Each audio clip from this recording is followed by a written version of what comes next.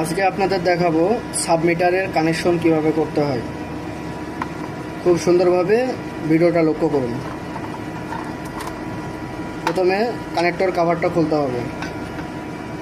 এরপর আমরা একটা ফেজ কানেকশন নেব, নিয়ে প্রথম যে টার্মিনালটা আছে এখানে সুন্দরভাবে টাইট করে দিতে হবে এবং যে নিউট্রাল কানেকশনটা আছে এটা পরবর্তী লাইন আছে এটাতে সুন্দরভাবে টাইট করতে হবে।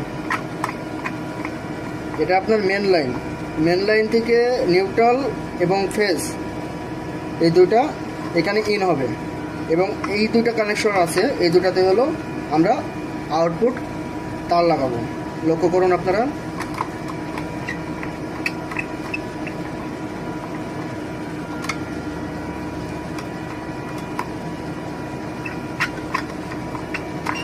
এভাবে সুন্দর করে টাইট দিতে হবে যেন লুজ কানেকশন না থাকে এবং কভারটা সুন্দর করে লাগাই দিতে হবে যেন বৃষ্টির পানিতে কানেক্টরগুলো ভিজে নষ্ট না হয়ে যায়।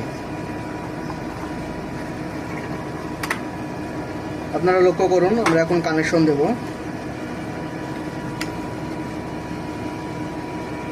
মিটার পাওয়ার পেয়ে গেছে, আপনারা দেখতে পাচ্ছেন কিলো ওয়াট আওয়ার KWH। এখন যেটা দেখতে পাচ্ছেন এটা হলো এ পর্যন্ত এই মিটারটাই 1515 ইউনিট খরচ হয়েছে। তো আমরা এভাবে সুন্দরভাবে সাবমিটারে কানেকশন করতে পারবো। ধন্যবাদ।